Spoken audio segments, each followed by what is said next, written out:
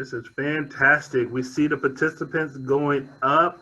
Thank you for being here with this conversation with Joy Harjo. So thank you. We are going to get started here in a few minutes as people continue to log in and zoom in. So just a few housekeeping items. If you have any questions, please put them into the chat or the question and answer tab there at the bottom. And once again, thank you for being here. We're gonna get started here in a few minutes.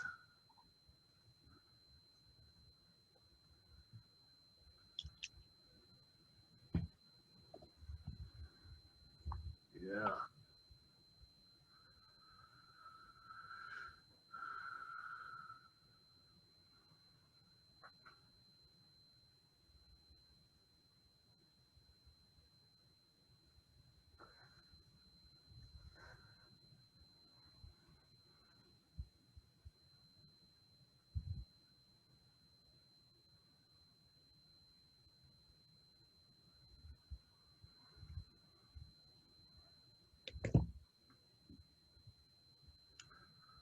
Still see the numbers going up. Awesome.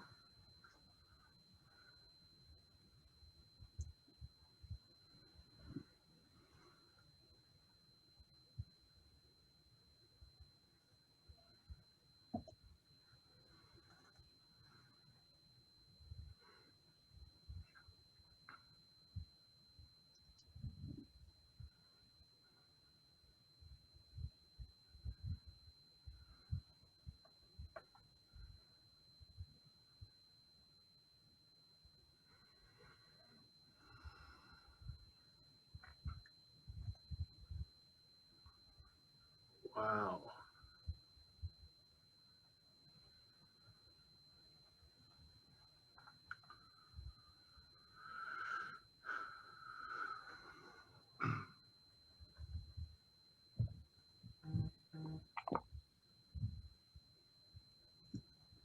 Make sure my Yes.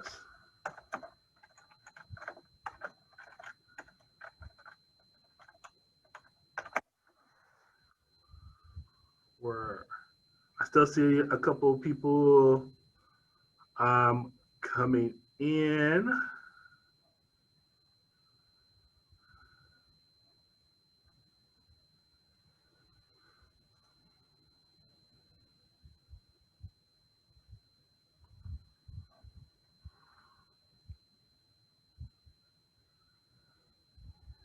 Yeah.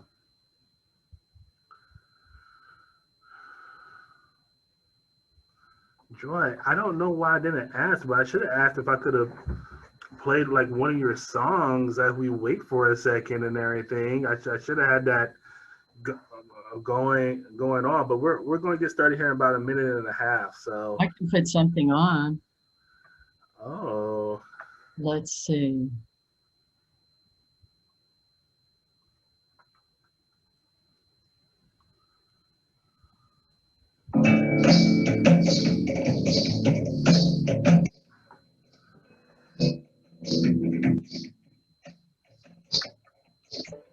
That on while people wait. This is from an album I'm recording right now, and it's not mixed yet, so it's still raw. The sun, blessing of creation, And I'm on saxophones here. led her into the human story. That was the first beauty.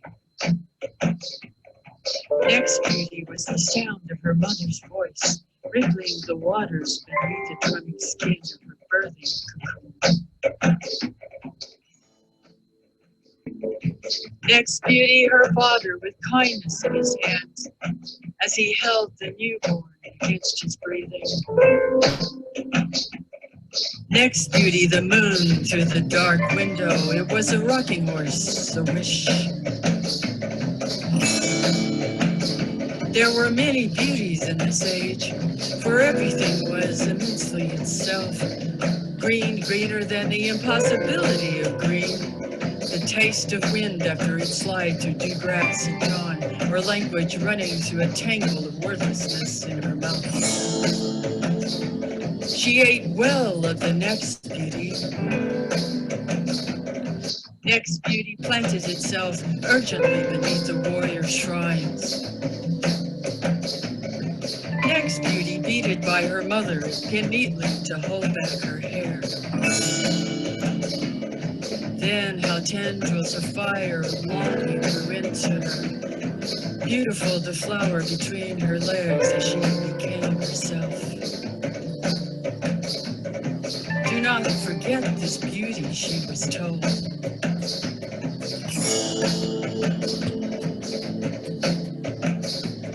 The story took her far away from beauty. In the test of her living, beauty was often long from the reach of her mind and spirit.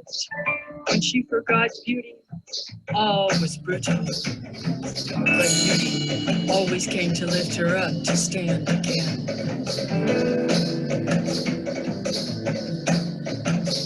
When it was beautiful all around and within, she knew herself to be cornplaid, moon, and sunrise. Death is beautiful, she sang, as she left the story behind her. Even her bones said time, were tuned to beauty.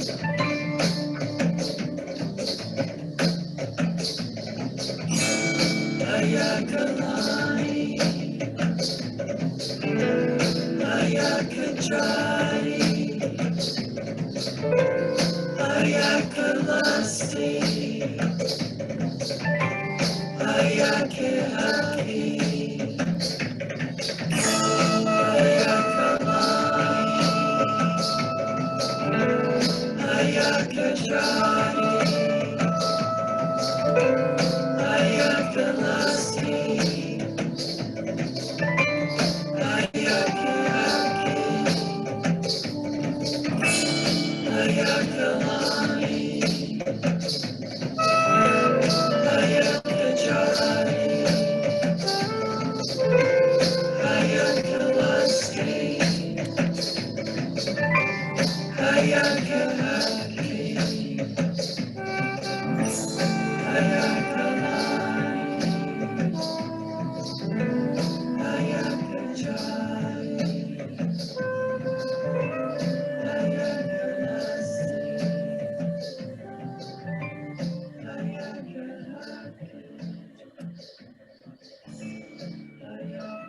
Wow.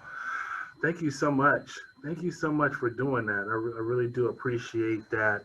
And so we are going to get started for this amazing event and conversation. And so to everyone who's on Zoom with us today, thank you so much for spending just your Friday afternoon with us and with Joy. And so this is the pretty much the third part, the last part of our series here in celebration of our Native and Indigenous Heritage Month. And this month has been fantastic with some really great discussions, talking to our students about the needs, the concerns, the celebrations that they had here at TCC and their community and how COVID-19 has affected their community, to just last week having a conversation on the Supreme Court decision and dealing with native lands and how this definitely is affecting Tulsans and Oklahoma, but not only that, especially our indigenous native population. And so we learned a lot last week, and then today we have a treat. We have an amazing treat. To welcome Joy Harjo here with us today. And please, everyone, if you have any questions, please put it in chat or in the question and answer section, and we'll get those questions to you. We have some great moderators today, Melanie and Anna, representing their club, and they will introduce themselves just a little bit later. But I am just going to just give a brief introduction about Joy here. And so Joy Harjo is an internationally renowned performer and writer of the Muscogee Creek Nation and was named the 23rd Poet Laureate of the United States in 2019. But as of yesterday, right, she was the two-time Poet Laureate, but now she's the three-time Poet Laureate. And this is a rare, rare designation because only one other person served three times in a row. So, I mean, we're here in front of royalty today. She has authored 9 books of poetry, several plays, and children books, and a memoir, Crazy Brave. Her many honors include the Ruth Lily Prize for Lifetime Achievement from the Poetry Foundation and the Academy of American Poet Wallace-Stevens Award, and then many more awards she has won or have been honored with. Joy is the chancellor for the Academy of American Poets and is a founding board member of the Native Arts and Cultural Foundation. She lives here in Tulsa, so you've probably seen her walking downtown. And then I got this insider knowledge that one of your favorite bookstores is Magic City Books, but that could be wrong. I don't know. You know, I'm not saying that. I'm not gonna tell you who I got that information from, but I'm just gonna throw that out there. And then she is a Tulsa Artist Fellow too. So thank you, Joy, for being with us today. And we can't wait to get into this discussion. And so I'm going to turn it over to some of our amazing students, Melanie and Anna, to lead us in this discussion and this enlightening conversation. So thank you, Joy, for being here with us today. Well, it's really good to be here and with my fellow citizens here in Tulsa. So thank you for inviting me. Fantastic. Hi, my name is Anna. I am Crooked Creek Athabascan. My family comes from the village of Crooked Creek in Alaska, which is in the Bethel area. And then my mother's family comes from Japan. And I'm here now. And again, I would like to say we are so honored to have you, Joy, a fellow Tulsan, someone who is a feminist, someone who is a Native woman who uses the power of words to make an impact on people's lives. So we are very grateful to have you here. Thank you so much.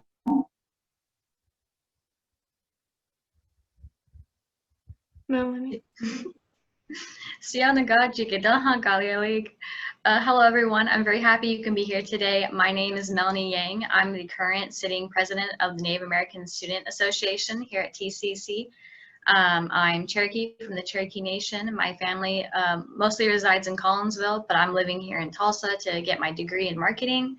So that's just a little bit about me. I just want to also say thank you very much. Like from the deepest part of my heart from our club, I just want to tell you how much we appreciate you being here today.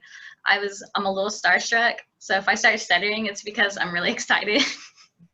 So a big wado and thank you for joining us today. I'll turn it back over to Anna. Okay, great. I'm happy to be here. I just wish we were sitting all sitting together somewhere. At least we can do it this way. Exactly. So kind of, we wanted to get into, like Nate had brought up earlier, you were just named for your third term as Poet Laureate. Can you describe that moment? Or can you describe what that felt like for you to have a third term, which is a very rare thing? Yes, it happened once before with the poet Robert Pinsky during the bicentennial year, in which they decided to keep him on and brought in a few other poets to work with him on several kinds of events. The reason we went with a third term, it's not because I'm special. It has to do with pandemic and not being able to really get out and finish the work that I have to do with this term. And I have a project that was just launched yesterday along with the announcement that will be really useful in classrooms. It is called Living Nations, Living Words. And it's always been important to me that we're part of the American story. And as we know, we're usually left out. So this is a project that's up on the, you can go to it. I don't know the link. I don't know the link, but if you look up Joy Harjo, Living Nations, Living Words, Library of Congress, you'll find the site. And you click on it, there's a map. Oh, cool, thank you. Somebody put that up in chat. And there's a map of, it's like North America, it's like North American US, but there are no political markers.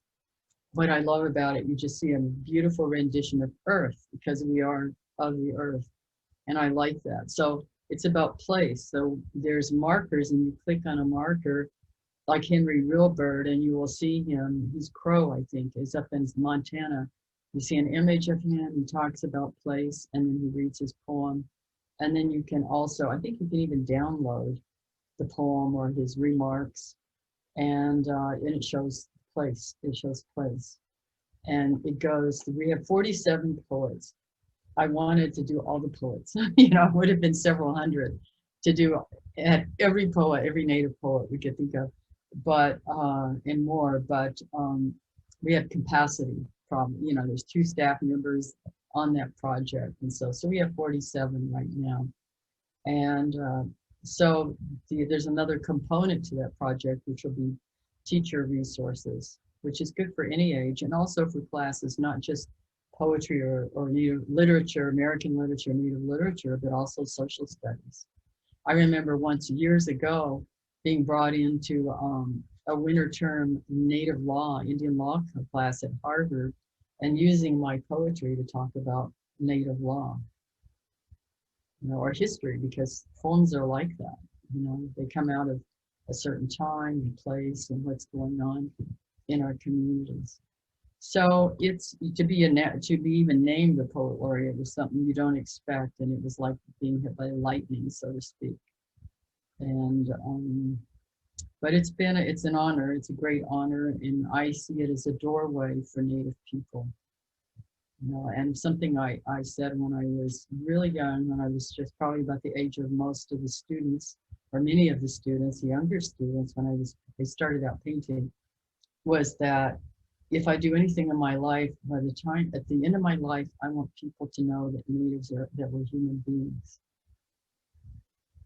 And so this is part of it, actually. That yes, we can be poets. Yes, my grandmother, Naomi Harjo, played saxophone in Indian Territory before statehood, and so on. We're human beings. Exactly. I think that's really beautiful. And I think, I've heard you speak about how there really are no borders. We didn't know borders, and it was all earth. And also that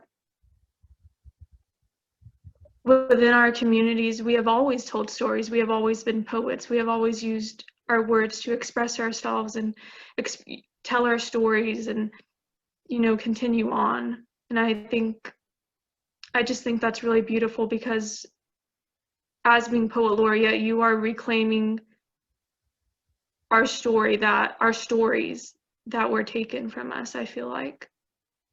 The myths that a lot of people have about us that have just been around for so long. And you're reclaiming that with Native people's own words and what our true stories are. It was positioned it belongs to, I see the position belonging to all of us. Certainly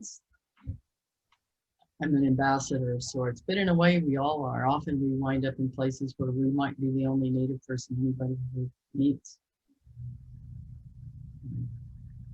Absolutely. And kind of going into your anthology that was just released, the map that you have been working on is almost kind of like almost like your anthology too, because you were mapping across North America different poets, and it spans from I believe it spans from the beginning of like 1600s up until now. And now you're kind of mapping that with the Library of Congress on their website. Well, the library site is contemporary American Native poets.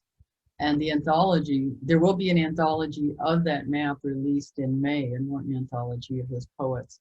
But the Native Nations anthology published in August it goes from time immemorial. I think one of the oldest pieces in there is from the Hawaiian creation story, Kumulipo, and that's like beyond time.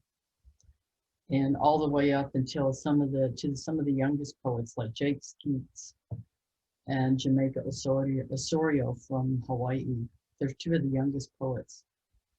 So it spans quite a lot. And again, we were looking at, it's not just, I'm not the only person who edited it. We had a team of Native poet editors, which is something that hasn't been done. Usually these anthologies are done often by Indian experts or, we figured we were doing this anthology, but it was important in assembling it to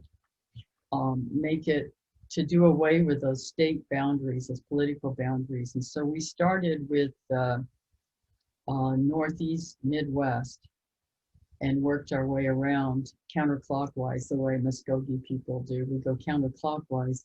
And the three central editors, Leanne Howe, Choctaw, and Jennifer Lee Forrester, Muscogee Creek, and I. So we started, we used our orientation of direction, but instead of us going first, when we were southeast, we were nice and and started with Northeast, Midwest, and came all the way around to the southeast.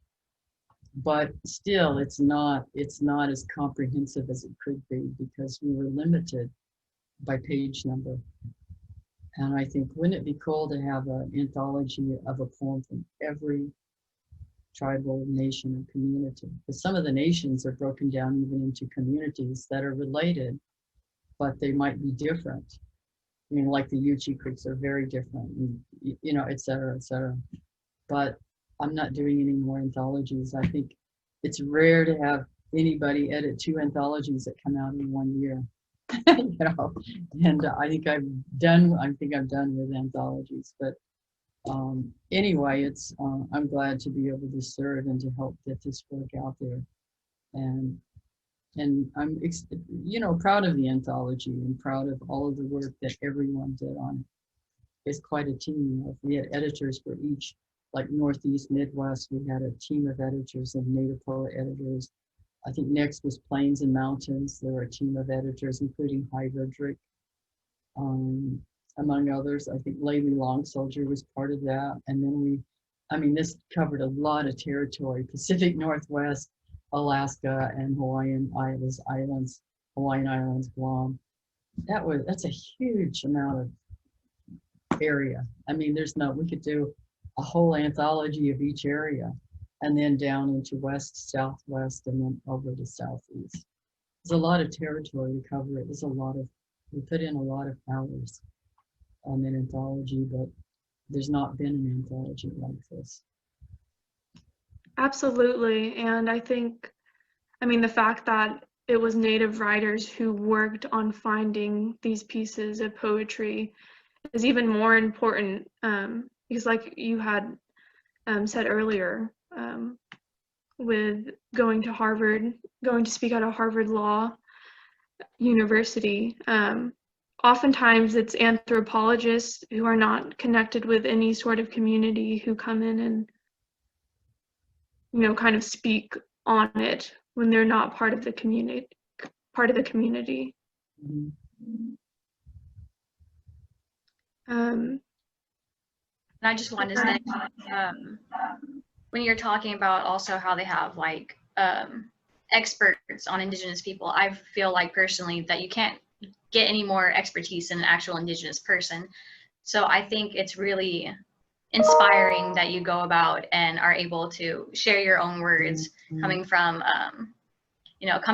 your experiences and your background. I think that's just something that's severely inspiring to anyone that I've met who knows your name, honestly. So. Well, I also think, I think about your constituency there or the students there usually at a community college are often students that are, they have families or they're coming to, they don't have the resources or even the time or to be able to go to a regular university because of money constraints or constraints of family and other situations. And I didn't, I think people gave up on me at one point. Yes, I can go around and I have this life that I've helped make, and I've had a lot of help along the way, and I've worked hard. But I started out, I left Tulsa to go to Institute of American Indian Arts. I applied with my artwork and got in. And then I wound up in one of the first Native and drama and dance troupes there. And while we were on tour in June that year, after we had worked all spring on these shows by Native writers, and I had a lead in one of the plays, and we did modern dance in them. It was really cool, but I was pregnant. I was a pregnant teenager. And I was skipped a grade there because I had enough credits. And so it was lucky that way. I got to graduate. I got to high school graduation, Stuart Udall, Department of Interior, gave our talk. That I came back to Tulsa.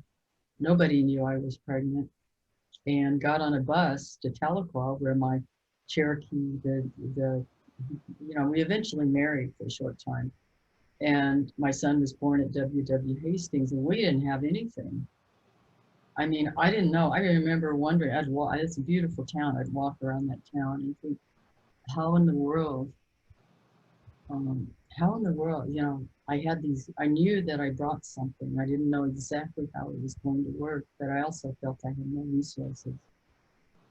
And we moved back to New Mexico. And so it's been I had a son, and then later I had a daughter. I started UNM and had help. I won't go into all the details, but it's been, and then when I got money from the tribe for undergrad, but when I was coming to graduate school to go to the best writing program in the country, it was difficult there weren't so many resources for higher education, especially for an MFA, because everyone, of course, wanted to fund Native students who were going to contribute, like people in education, in the sciences, in law, which is what everyone was going towards. And it's like, what is poetry and what use does poetry have? And I remember students and friends saying, why poetry? How are you going to get by? You've got 2 children to raise. You just be, and yet I knew it was something, it was planted in me to do. So all that to say, and then I didn't start playing horn. I was playing, I played one of my songs. I was playing sax on there too. I didn't start playing till I was almost 40. And sometimes people give up. I mean, there were several times in that journey where, one, I had a hard time getting by. I remember it was around this time of year when my kids were little and I was going to school, and I didn't get very much money for school. And I worked, studied. And I remember going to the food stamp office for Thanksgiving to try to get some, and they wouldn't let me have any because they counted my scholarship, my tuition money, as they didn't count it differently. And I remember walking back because I didn't have money for the bus. And we've all gone through, like one of those kinds of, so now yes, now I've come a long ways, but I think it's just important, to know that, we're all given gifts to take care of, and it doesn't matter what age you are. It doesn't matter what you come up out of, that can become part of your strength. I I have a very strong Muscogee Creek family side, and I was kind of raised by some of those I have an aunt who is really she taught me a lot, and I have a new memoir coming out, and I write about some of those things and about being with her and the things I've been taught to pass them on. And then I'm part of traditional culture. That's always been important. That's always been important to me. And it's those people, some of them gone too, because they still inspire us, and some of them here. And that's partly what kept me going through those times. And being around Native people, period, it always inspires me. Yeah, we have our stuff, you know, and yeah, we can be hard on each other and with each other. But in the end, we're carrying, we're carrying something that everyone else, this country, needs. It's like the American story. I don't believe will be healed until we're recognized and until we're recognized and our place is recognized. And when I was younger, I always liked to sit in those circles of people who know things. And I never said anything, I was always very quiet. I never talked much at all. I'm kind of that way. Now here I have to talk a lot. But I would listen, and they all said the same thing. They all said, one day they will, we'll watch all this go by. We're going to watch the political lines drawn. We'll watch all of this. It'll all go by. And then one day we'll get to a place like this, and they will come to us because our original teachings carry what we need to live, and not just live, but thrive in gratitude and compassion or anagechka on this earth. Absolutely. Something that you speak about is knowing your gifts and how that carries you through, the hard times that you had dealt with as being a young mother, trying to go through college. How did you know what your gifts were, and how did you come to poetry, knowing that that was your gift? So I wrote a lot about it, Crazy Brave, and the new memoir, in which I'm me now, looking back over all the teachers I've had. And some of our teachers can be a place on earth. Some of our teachers, I lived in Hawaii 11 years, raced outrigger canoes, and the ocean, I miss that ocean. That's one of my teachers. Some of our teachers are poets that we've never met, or words that we've heard, or artists, or even a piece of art can be a teacher, like Pablo Picasso's Guernica. That piece can teach you about war. And for me, I don't know, as a child, when I was really small, my mother used to record songs. She would send out demos and she wrote songs. And I got to hear she sang the Leon McCullough. And she was, but then she had 4 children, one right after the other, and a difficult marriage with my father and all that behind. But I know from early on, when I began to speak, which was later, I was a late bloomer. I knew that people had asked what I want to be, and I knew it was going to be something different. I knew it was, I always said, an artist. And I feel like what I'm doing now with everything I do, I'm an artist of sorts. I use poetry, music, I write all kinds of different things. And the plan was, before I was announced Poet Laureate, I had told my agent, I said, I don't want to do any interviews. I'm just going to go paint for a while. And then I get the call about the Poet Laureateship. So, but that's still my plan. I have a nice studio over at Archery, and I've been doing sketches. But that was my plan. And this poetry thing surprised me. I love poetry. I love music. But I walked away from it at 16 because of an evil stepfather. And I just walked away from it all. But it didn't just suddenly happen. But it came about. It is still a mysterious thing to me. I mean, how it was planted. And the way I think about it is I was probably the worst listener. I was probably an experiment. It was an experiment. They said, okay, look at this one over here. Those watching over us, look at this one over here. I don't know, this one, okay, I dare you. I dare you to make her into a poet. She doesn't know how to listen. She's not very good with words. She just likes to be quiet and sit in there and paint and not talk to anybody, even when she needs to talk. Because I always had my head down. I was always like this with my hair in my face. And so that's what I think happens. Then they said, okay, we're going to see. And there's tests with anything you want to do. But the other side of it is, I think it was something that came. I realize I follow in the tracks of my grandmother Naomi Harjo, my aunt Lois Harjo, who were painters, who had a sense of civic duty. I have, you know, I'm 6 generations from Manahua, direct descendant from all of them. And so we're all, that line it is, you know, the fighters for justice.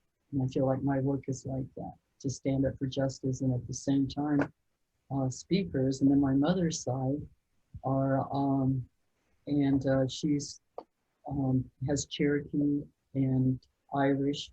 Those guys are rowdy too. And Chickasaw, actually. I didn't know that until recently, that my grandfather was enrolled Chickasaw. And they're musicians. You know, a lot of them were musicians and kind of lived outside the system too, musicians, and my mother loved poetry. So it all kind of comes together, probably in a mess in me. So your family was just a line of artists, and community and family is what helped you come to that. Yeah. We have a couple of questions in the chat. Someone asks, could you share your thoughts on how other marginalized communities can help support Indigenous tribes preserve their culture? Do you believe outsiders should not help because they may or have no understanding of the culture? It depends on what, there's a lot in that. I could break it down, because what you get, I've seen a lot over the years. You know, I've seen a lot of where outsiders jump in to help, and they can be manipulated, or they manipulate, and sometimes they can manipulate without intending to manipulate, without knowing the culture and without really knowing the people. And they can take advantage, and then people can take advantage of them. An example is, I was doing a residency at, I think, Vassar some years ago, and I was having individual meetings with students on their work. And this one young woman was infatuated with the idea of Pine Ridge and probably young Lakota male warriors, you know, and, you know, and she was determined she was going to go to, and I've seen a lot of people, they focus on Pine Ridge and Lakotas, and they want to go up there to help. I said, what are you going to help? What do you mean help? What are you going to help with? What are you going to actually do? Or will you be a drain on the community? How are you going to, you know, you go up there with an agenda without knowing? I think that the best way, it's, you know, and you know, how do people help? Well, one, I think ultimately it's about respecting people, and respecting that people, you know, maybe if they need your help, they'll ask you. You know, it's about ultimately making community and making alliances and friendships. I think that's where it begins. I think what happens so many times is people go in with an agenda, and it might be a compassionate agenda, like missionaries. And I don't mean to step on anybody's toes, but like missionaries who, in a lot of cases, went in and stole our languages and supplanted it, or tried to supplant with something else, which made for great destruction, cultural destruction, and it still does. So, you know, it's interesting if you turn it around. So, okay, maybe there's a village in France that I'm really enthralled with, and I think that they need what Muscogee Creeks know. You know, just think about it this way, and then it starts sounding ridiculous. And think, okay, they need to be Muscogee Creek people. They need what we have. So I'm going to go over there and I'm going to take some aid for them. Maybe I'll take ball sticks, and they don't have enough. I'm going to take soft food. That cheese over there is, you know, they're primitive, or they wouldn't be eating all this smelly cheese. You see what I mean? It starts when you take it out and you put it in that context. It's like, this is kind of strange. You go over because you think what we have is better. So first you built yourself up to think, okay, we have something that is better and we want to share. They don't have enough food over there. That's to help others in that way, that's one thing. You know, if you see people suffering, it's another thing to go in and so try to supplant culture or say,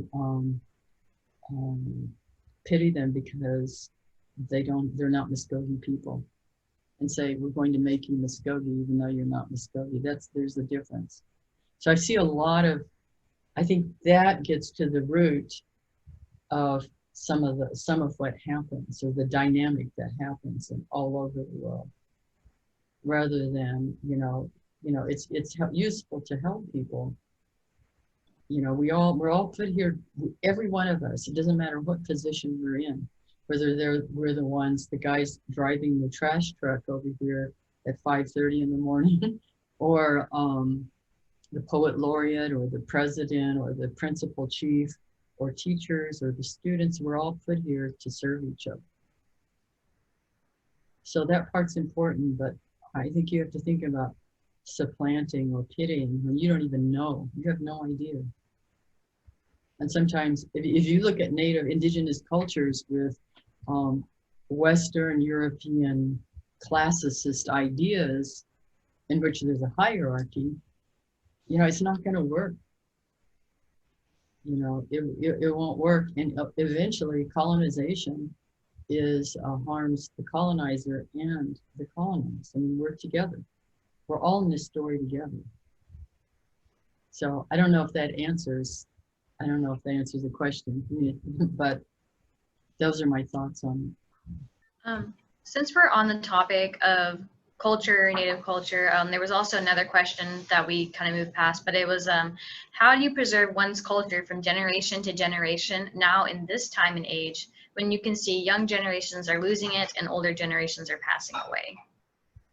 Yeah, that's a good question. And I think that what's come up over and over again is that it's language. It's language preservation. And I don't know, it's hard to see, but at the same time I see, it's a huge question. And I'm attempting to answer it in like a few minutes. And I don't know that I can answer it in a few minutes. But it seems, from what I've seen, and I haven't seen everything, I've been to a lot of communities and heard and seen a lot, even around the world, Maori people, Australian and Aboriginal people, that it really comes down to language and understanding of cultural ways, because some kids will grow away from it. That's part of becoming, but usually it's there. When it is implanted, it's there. They don't lose that. They might run away from it. Like I have some grandchildren who've been, have danced green corn and all that, but, then they turn into teenagers and they want to, they leave, but they come back. It's like I left and came back. Sometimes that happens. Some people stay with it, but I have a belief it's living. Our cultures are living. They don't just die. They're living. An excellent example of that is the Lutuk people up in Kodiak Island. And there's an incredible story. I write about it in my memoir, and asked Sven Hawkinson help me with particulars of it, because I'd always loved this story that there was a point when I can't bring it up easily. I haven't printed out my latest version, my revision of my memoir, but his people were nearly decimated. When the Russians came in, they would line their people up in a line and shoot cannonballs through to see how many people they could mow down. And they were brutal. And people barely hung on to the culture. When he was coming up, there were just a few speakers left, and a few who knew various parts of the culture. It was almost gone. And he came up, he became an anthropologist, and in his study, went up into Siberia and other places that still have parts of that culture, and even went to museums around the world to see what they had from the people, especially in Russia, to see what items they had. And he and others it didn't go away, it was still there, and they helped bring it back. So now their culture is thriving again. And what happened is some of the Tlingit people had, when they saw this going, they kept some of their songs for them. And so there was this beautiful celebration a few years ago when they came and the Tlingit people gave their songs back. They weren't lost. We're not lost, they're there. Colonization's only been a few, if you see the whole of time, colonization is, you can't see between my hands. It's only like that. And I just want to say that point you made about, language being that key to keeping, to keeping our cultures. It's so true. Language is so powerful. Our native languages hold concepts and ideas that are unique to our cultures that cannot be explained really in English words sometimes. And I think that's something that's so powerful. I also wanted to offer a bit of hope to people watching right now. When it comes to Native youth, I have seen a rise in Native youth who want to reconnect with their languages, who want to keep participating in their cultures. I think that's something so inspiring, and I like to encourage it in my own cousins and my own siblings. So I just want to offer that bit to y'all real quick. Yeah, and even my age, you can try. I've got to get my lessons down more frequently. But one thing I do is I try to include the language in whatever I'm doing. Like that song I was playing when people came on, Why is Beauty? And at the end I was singing kind of in a ceremonial manner, not out of ceremony at all, you can't do that, but I was singing about, with the colors, I was singing, it was a prayer for beauty and to honor young Native women. That's what that song was for. And it was the young Native women at their sunrise. So Hayat Kalani, Hayat Jadi, Hayat Kalasti, Hayat Kahati.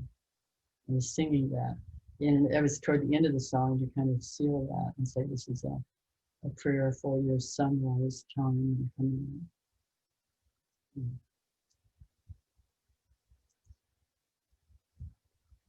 Absolutely. And I think alongside with that, kind of just going back to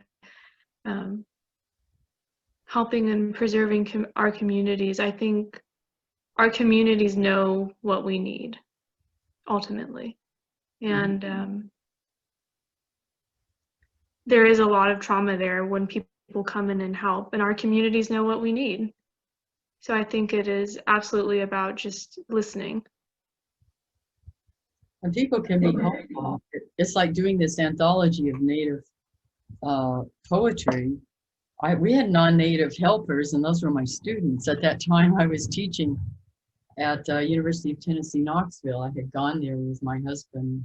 I agreed to go there because, one, it was nice to have a job, and two, is I get them and I'm just too busy. And so mostly I'm out here just doing my art. And but we went because we would be in the South where our peoples came from. We went to a lot of places. We even found a house that belonged to an uncle of mine before removal. There's all our stories. So many of our stories, are rooted there. And now I just lost where I was going with that. What did you just say? Our communities know what we need. Yes, and so, right. So there was some place I was going. Oh, so so when I was doing this anthology, I asked if the students could help. I looked, so this anthology is going to need a lot of work. And I had great students. And so they were non-Native. In fact, there weren't very many Native students in the school at all, but they were helpful. And so they were all listed as assistant editors. And they were wonderful. They learned about Native literature. And were very helpful in putting the anthology together. Absolutely. Also, I wanted to ask you about your journey back to Tennessee and to ancestral homelands. Can you describe what that was like? Did it feel like home? Did it feel more like home than Oklahoma or the other places that you had traveled? Some of it did, yeah. I remember when I was being interviewed for that job, and I told them, well, my grandfather, 6 generations, and his buddies used to steal horses here, but in Knoxville. That's a story. I don't think it's in history. I don't know where I found that story. It was in our family papers or something, and he used to steal horses there. Then I said, but it wasn't theft, because these lands did not belong to the to the then city of Knoxville, but they hired me anyway. But it was, I remember it was painful at first, what we went through. Just going, especially for me, around that Columbus, Georgia area and into Alabama, and it's so beautiful and heartbreaking. And it was, and you could still feel some of those ancestors and even hear some of the songs, and it was painful. It was so painful. It's like going home and everybody's been dragged away. So we went through that. We would go through that. And it was so strange to when we were getting ready to leave. And that's my book. The last book of poetry, An American Sunrise, was written when we were right before I knew I was going to leave, and it's about after a semester. And my spirit, I was looking out because I was ready to go back. But I thought, it's so contradictory. The people fought to stay here. And yet I come here and nobody's here. We're the only ones. And that's how it was. We felt like we lived in a condo on that bluff where Manawa stood and looked into the town. And now here, it wasn't our home. They roamed around. Our families were more towards Talladega and over towards Columbus area and so on. But it's like, and now here I'm excited about going back. What do I do with it? And I would love to live. There's places I go and I just feel like crying. It's so beautiful by the Chattahoochee River. And but then if I went there, the people are here in Oklahoma, so I want to be with the people. But it makes for a strange, paradox. Yeah, natives are, we deal with a lot of paradoxes in the indigenous peoples in these lands. And so that's why I wrote An American Sunrise, was because to deal with those feelings and that sense of paradox. Going back to that bittersweet pain you feel, do you feel as if being an artist, a poet, doing music, do you feel like you use those outlets as a way to heal from generational trauma? I think so. You think about what arts give us. Arts carry the spirit of the people. We know people by their creations and what they leave behind, whether it's an architecture or a song or songs or other items. Like the image that's been going around Facebook of that woman's beaded shoes, the shoes beaded on the bottom. Where did they find? They found her body somewhere, hundreds of years ago, and you could see the beautiful beadwork. And then you had a sense of her hierarchy and her people, because would you walk on shoes, or maybe their death, shoes for burial. But so our arts carry the spirit, and anybody who is an artist, you're always going towards a vision that's going to emerge. It's before it goes beyond the everyday, even though the everyday is part of it. So yes, because it's healing. Whether you implicitly state that it's healing or not, it's healing. It's a healing to it certainly did me when I started writing poetry. I was suicidal and I was probably having a nervous breakdown, but I didn't have the luxury of it, because what would happen to my children? What would happen? So I had to walk through hellish moments. And I remember being in a class, sitting in a lit class at UNM, and thinking, if I sit here, I'm going to whirl apart into a million little pieces. And I don't want to do it in front of everyone. And I don't know what it would look like. So I am just going to get up, and I was telling myself, I was talking carefully to myself in my mind. So I'm just going to get up quietly and respectfully and walk out of the class. And then at that time, I'd have to count my swallows. I'd have to walk. And I walked and just went walking. But, you know, I made it through. And that's when I started writing poetry too. I mean, I was doing art, poetry. I think at that point I needed to be able to use words because words had destroyed me almost. Not just the word, you know, words of those who said I couldn't, you know, would not allow me to sing, those people. But it also has to deal with the words that were used in treaties or in other documents to destroy us or to otherwise remove us from one place to another, whether it was relocation or you know, trails of disappearance or, you know, it's all there in us, we carry it. Sometimes like a road map. It's like, okay, this is what, now where do we go? And our efforts, this is how I've seen it, it's like handholds. You know, every accomplishment that every one of us makes, and they can be really small accomplishments, even with habits. It will help, it will literally, and I've seen this, I've seen that, how it works. It will help the next generation. And it can be a small thing, and a small thing can turn into a huge thing. It will help them when they come to those points. It will help them cross over. So that our people made it here, that was a big one. And that accomplishment will always help us cross over. And this is for everyone. You know, this is for everyone, our families, but I think any accomplishment by anyone is helpful to all of us.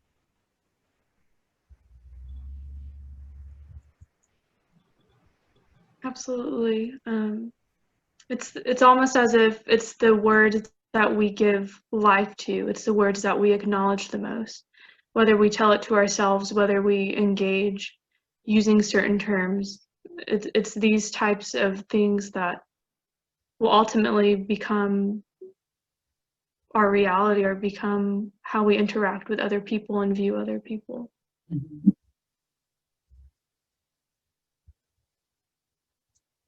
I remember once we were doing just called changes. I was in this canoe club, and we were doing a race around racing around the whole island to commemorate, I guess, a certain anniversary with a club. It was a famous Albuquerque canoe club, and so I was doing something I hadn't done before, which is called a change. So I was going to have to jump from the escort boat out just as the canoe was coming by, jump out, and then get onto the canoe, and and you can't stop paddling because it will slow the boat down. I stayed up half the night playing it over, and I'm standing there about to jump off and thinking, I've got to do the timing right, and I'm worried, and I thought, if I do this though, it's going to help the grandchild when they get to a place, you know, it could be, you know, like standing at a point in their life where they need to make a leap. If I do this, it's going to help them. And that's what I did. And I made it in there and kept going. It was a big one, but it made me, that's when I first thought about that, about how these handholds, you know, it helps others. Like I wouldn't be here and I wouldn't be doing the poetry that I'm doing without, say, the Creek poet Alexander Posey, without my cousin Joe Sulphur and his song. He's like a song encyclopedia of traditional songs. I wouldn't be here without my grandparents' efforts, without poets I've never met, even Walt Whitman, you know, who had I mean, we're all, there's so many to be great, you know, to have gratitude to for, you know, for this life.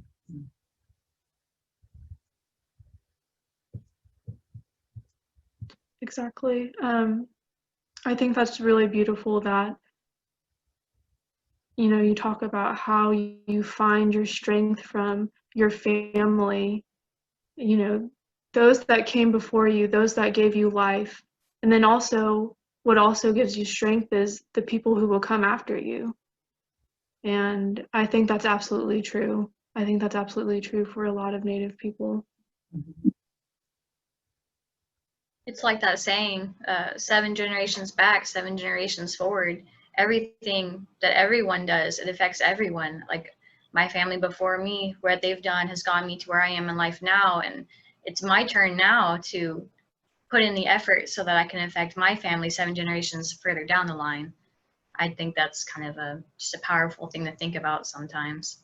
And it's really true. I had, what ends, I shouldn't tell you how it ends, but my memoir is going to be called Poet Warrior, A Call for Love and Justice. It'll be out in September. And the end came from a dream. And some dreams, I've always dreamed, and I dream through time. I dream different relatives. I dream, you know, it's always been that way. I had a grandmother, the one who was from the Cherokee side. She was like that. And, but in this dream, it was one of those that some of them are like, well, you ate pizza and you shouldn't because you're lactose intolerant dreams. and others are like these, I've had incredible, like kind of visionary dreams, but and this one was kind of like that. It was like I was kind of wide awake and I'm holding my 7th generation granddaughter in my arms. And I'm like any grandmother, you hold a grandchild, I have great grandchildren too, and you hold them and you look at them and you think, oh, this she looks like, and I thought, oh, she looks Japanese. I wonder how this story happened, and Anna has that story too. And then, you know, she looks Japanese, but she looks like her my daughter, Rainy Dawn. She looks like her grandmother, Rainy Dawn. And, you know, and then I walked her to her life as she went into her story. And I know that it happened. I know that it is happening, and I know that it will happen. Because what I've seen as a grandmother, because I always try to be there at the births. I can't always make it. But somebody, an ancestor, always comes in with us.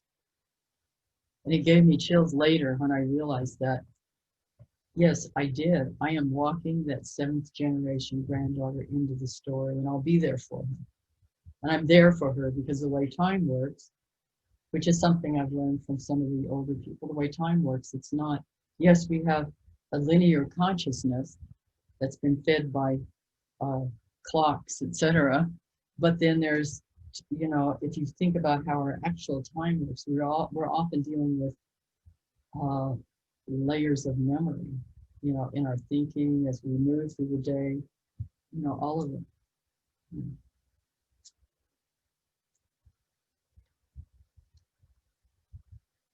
Absolutely. I think, you know, I think of how I go about life and how I have come into this world, and a lot of it, you know, I relate back to my grandparents, to their stories, to what they experienced. And I think it just carries on, and I don't know, I just thought that was really beautiful. Because I think absolutely that's something that motivates me, is thinking about how what I'm doing now will pay off for the future generations, how any little progress that I make is also progress for those who come after me. Mm-hmm.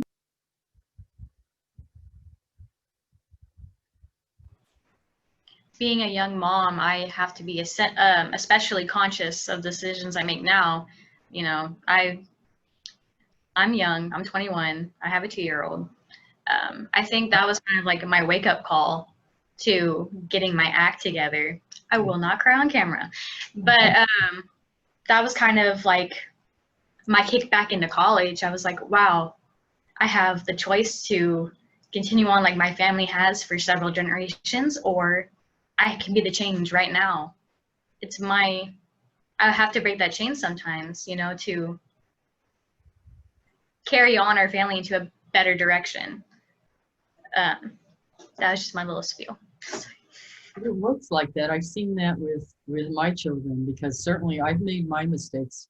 I talk about a few of them in my memoir, not all of them. but we all do. We learn, and some of us get taken in by. Some of us lose ourselves because of the grief and the shame and all of that. And then, but that's part of the story. And we have to write it. And I think I've watched how my children, and sometimes I think, well, I did it better. I know because I did it. Well, I'm doing this much better than you did. But you're taking the story you're making it fresh in the story. And you're helping lift up the parts that we didn't get right or that we kind of let fall. That's how it works. And I've also seen that the grandparent and the grandchild relationship is like, if you're weaving a basket or weaving, that there's a weave, here's the parent-child thing, which is it's so tight that sometimes it's hard, that's why having a larger family is helpful. Because it's really hard. I watch a young family living in this building. We were given an apartment by Tulsa Artist Fellowship, which is great. And then we've got some land and we're going to build south of Glenful. But, I watched this young family and their families in New Mexico, and it's just them. And they really need, it's like, and I think about when I was the only one with my kids, and I was banished for a while for speaking the truth.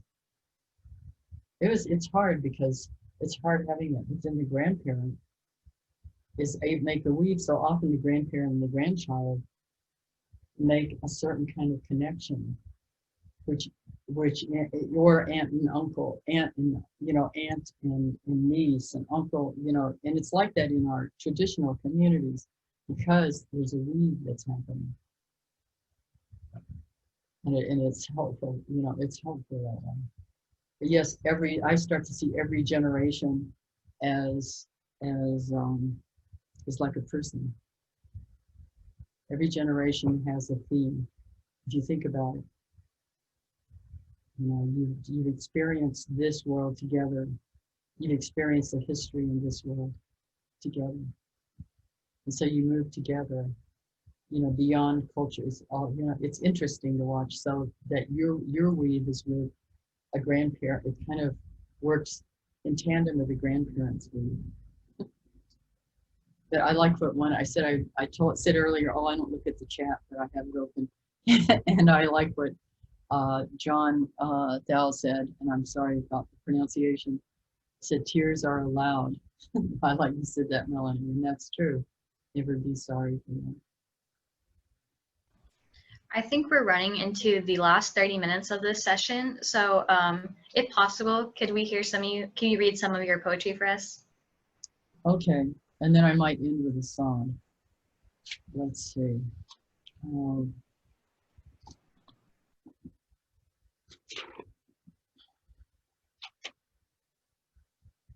I think I'll read this one, Rainy Dawn, because we've been talking about birth and children. And then the power of, and then I opened it right up to it. So that's good. This was, my daughter was, I have two children I have a lot of children. I have two I gave birth to. I have two stepchildren I've had for hundreds of years. And then I have 5 stepchildren I acquired 8 years ago. And then I have other children I've acquired along the way, and lots of grandchildren and lots of great-grandchildren. So I'm very blessed that way. But this poem I wrote for my daughter, Rainy Dawn.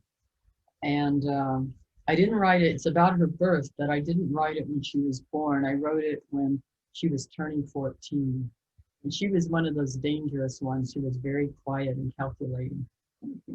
She was very artistic and very intuitive and waiting to make her move, and she did. And I could see that it was going to be rough for a while with her. So I wrote this poem to make sure that we would always have a place to come back to. You can do that with poems. You can write poems for celebration. You can write poems to hold grief. You can write poems to, as some of the older Muscogee poems, to stop a storm. You can, write poems to for all kinds of things, to grow corn, for love. Of course, most of the poems or the songs we hear are falling in love or in lust and falling out of love, and etc. Because it can hold a poem, which can also be a song, can hold that. But I wrote this to remind her of her journey here, and that she took on this story. And I saw her before she was born. Even before that time, I had always said I don't want children. I watched what my mother went through, and then I wound up as a teenage mother with my son Phil, and then my daughter's spirit came to me one night, probably about 9 months before she was born. And I saw her just like she looked like, and she asked me to be born. And I said, this is not a good time. You know, I'm a student, you know, we're working for Native rights and it doesn't look good, you know. These kids who were just brutalizing Native street drunks were just, you know, they just let them free and they weren't punished. And you want to come into this kind of world? But she wanted to come in, and so I said yes. So this is called Rainy Dawn. I can still close my eyes and open them 4 floors up, looking south and west from the hospital, the approximate direction of Acoma, and farther on to the roofs of the houses of the gods who have learned there are no endings, only beginnings. That day so hot, heat danced in waves off bright car tops. We both stood poised at that door from the east, listened for a long time to the sound of our grandmother's voices, the brushing wind of sacred wings, the rattle of raindrops and dry gourds. I had to participate in the dreaming of you into memory, cupped your head in the bowl of my body. As ancestors lined up to give you a name, made of their dreams, cast once more into the stew of precious spirit and flesh, and let you go as I am letting you go once more in this ceremony of the living. And when you were born, I held you wet and enfolding, like a butterfly newly born from the chrysalis of my body, and breathed with you as you breathed your first breath. Then was your promise to take it on like the rest of us, this immense journey for love, for rain. So she's done okay. This image behind me is some of her beadwork. She uses some of her Muscogean designs, and then some of her grandmother's, Acoma grandmother who made pottery, she uses some of her designs too, and then does her own work. I'm going to read a poem that's not mine, that's in this anthology. And what I love, I would say it's one of my favorite. All of these are my favorite. It's by a Seminole poet, Moses Jumper Jr. I knew his mother. I knew her by phone. I never met her in person, but I talked to her on the phone. And he's from Seminole Tribe of Florida, Hollywood Reservation. And it's called Simplicity. And I love the way that it's sort of like how it's like there's all the layers of a natural world. Like say you're sitting outside. It'd be a good poetry exercise is to write each layer of what you're seeing as a line. And you know what all you're seeing. So he has it with all the animals he's seeing. You say with all the trees or even everything that you're seeing out there. But I love this poem. This is by Moses Jumper Jr. Simplicity, the small tunnel which the rabbit uses for escape and travel. The small imprints of the killdeer in the soft white sand near the pond. The fragileness of the newborn doves and how the mother puts on an act to lure away approaching enemies. The unity of the small minnows as they protect themselves by staying near the shoreline of the stream. The clear whistling sound the scorpion makes to let one know he's near. The shagginess of the owl's nest and the neatness of the hummingbirds. The long graceful jumps of the sleek green frog. The short choppy hops of the lumpy toad. The agileness and grace of the otter. The awkward wing flapping of the crane, the camouflage nest of the mobile alligator and the will to reach the water of her young, the winding tunnels that lead to nowhere of the sly red fox, the abundance of life in the wet season and stench of death in the dry, the persistence of the mother hawk to nudge her young to make that flight. I saw all these things and many more, and I know they were right. I love that poem by him. There's another poem in here I like to read by a high school student at Carlisle Indian School. You know, Carlisle Indian School, a lot of children were sent off to that school.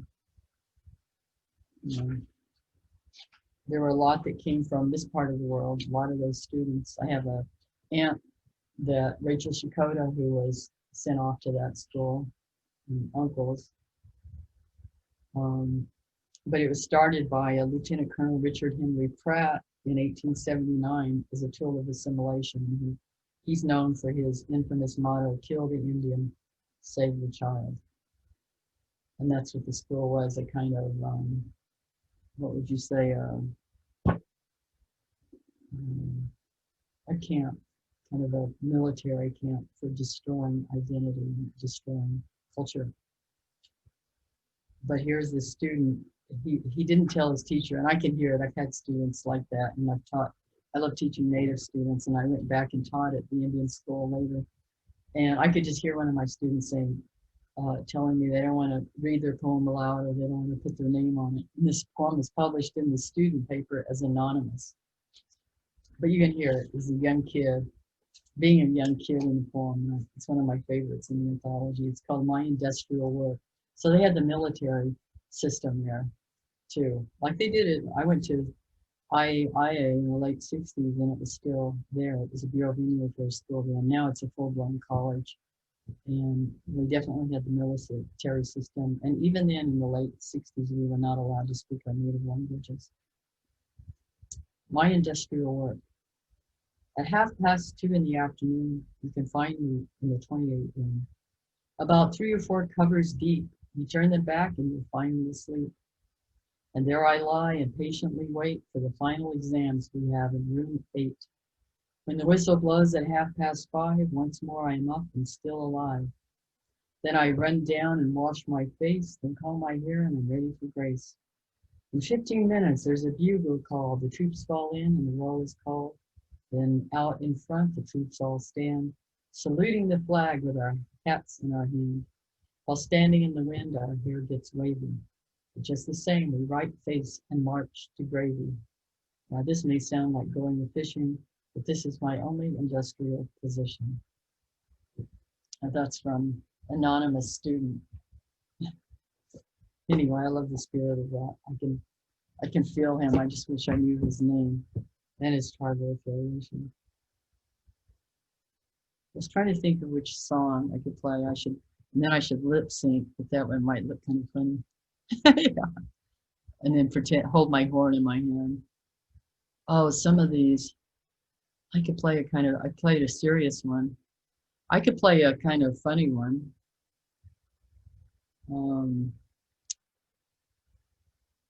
This is called Rabbit Invents a Saxophone. And in Muscogee Creek people, we have Rabbit as our trickster figure. And so it's a kind of, I don't know if I'll play that. No, I'm going to play Stomp All Night. I'm going to play that one. It's not mixed yet. So I'm going to probably redo some of the horn parts.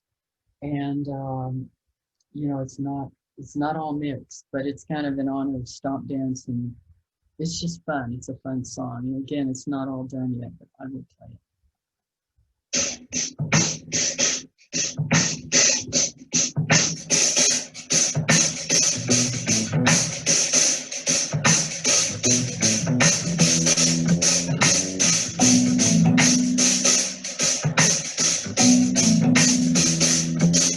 Let's hear it for the sisters, they know how to stomp. Up all night, cook all day. Give it to the brothers, they know how to sing. In the circle all day, up all night.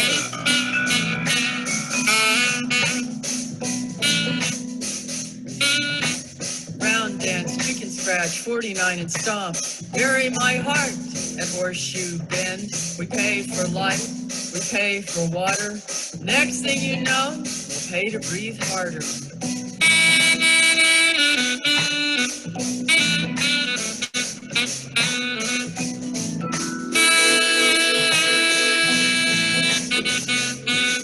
Let's hear it for the sisters, they know how to stomp. Text all day, talk all night. Give it to the brothers, they know how to sing. Love all night, pay all day.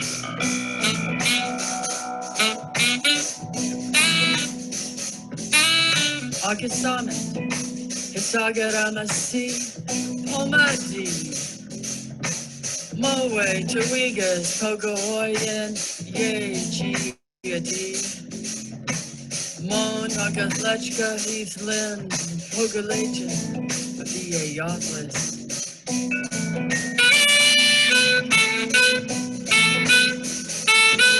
Let's hear it for the sisters, they know how to stomp. Dance all night, kids all day. Give it to the brothers, they know how to sing. Work all day, kids all night.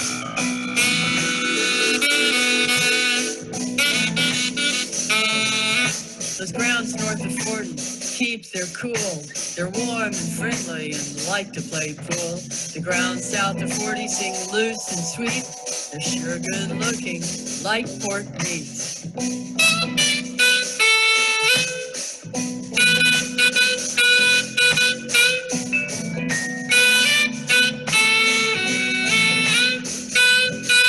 Let's hear it for the sisters, they know how to stomp.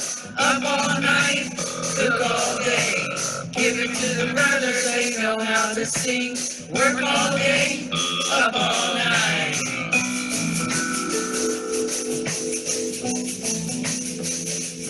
Hey Sandra, see that guy? Real cute little son came up. I know, I was really trying to dance in front of him. Real hard, huh? Yeah, well, that's a little upsetting. Better off without me. Trail of Tears ends here in the Muscogee Creek Nation Reservation. You know, we're trying to get in, and 5 cans is somebody else's can. I don't like something else. I would have paid to see that. All night till the morning light. I almost knocked somebody down. It's all out. We take care of the song. The song will take care of us. Stomp all night until the morning light.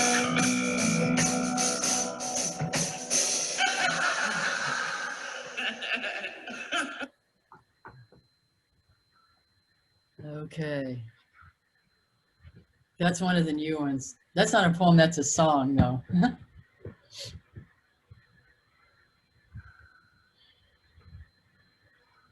I really like that. That was fun.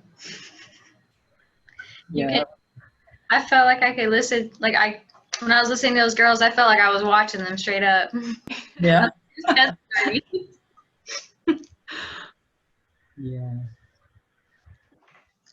Yeah, that song tricked me. It doesn't sound like it, but I was working on those lyrics. I pulled it out. I worked on those lyrics on and off for about 4 years. You know, and even while I was recording, I kept revising. I revise a lot. A lot of people think you just do it and it's there, but even a song like that sounds relatively simple, those lyrics. Yeah, I worked on them for a while. But it was fun. I enjoyed it. That was a fun one.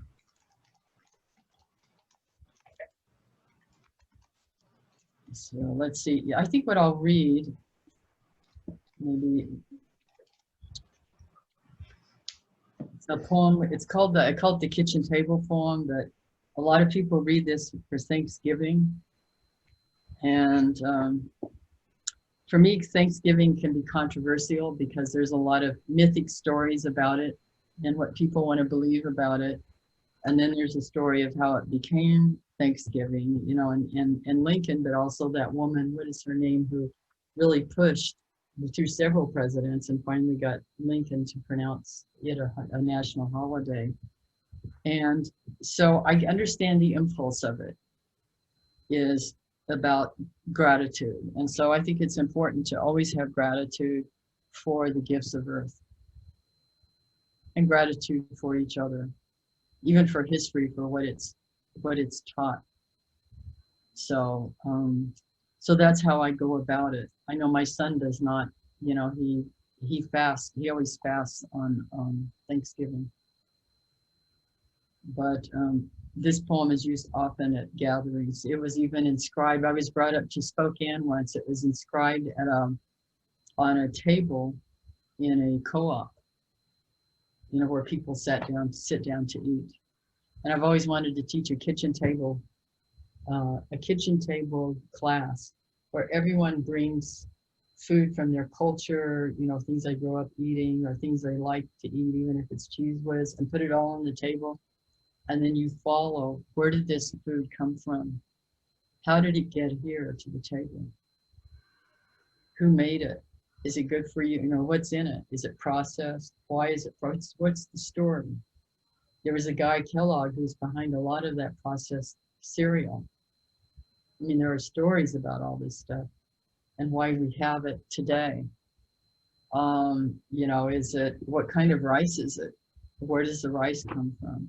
We have there's all these different kinds of rice, you know, different kinds of rice from, you know, that all have stories, or bananas. When I lived in Hawaii, I discovered there are all kinds of bananas. And so there's stories, you know, who carried them? Were the plants sung to or not? And then there's the story of who's sitting at the table. Maybe it's just the kids by themselves because the parents have to work. You know, or maybe, you know, maybe one of the older kids is taking care of everybody and they're pouring themselves cereal, or drinking sugar drinks, eating cereal and drinking Coke, you know, all of that. Or is the whole family sitting there? And as people brought in food that they've grown from the garden, you see there's so much in that story. So this poem, and I'll end with this poem, is Perhaps the World Ends Here. The world begins at a kitchen table. No matter what, we must eat to live. The gifts of earth are brought and prepared, set on the table. So it has been since creation, and it will go on. We chase chickens or dogs away from it.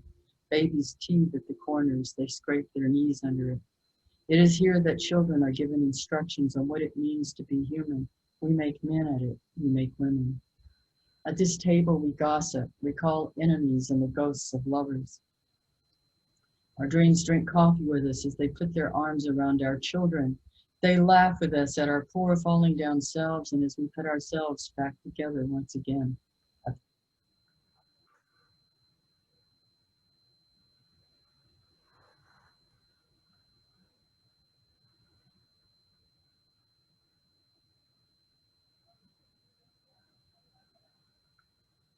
this table, and have prepared our parents for burial here. At this table, we sing with joy, with sorrow. We pray of suffering and remorse. We give thanks. Perhaps the world will end at the kitchen table while we are laughing and crying, eating of the last sweet bite.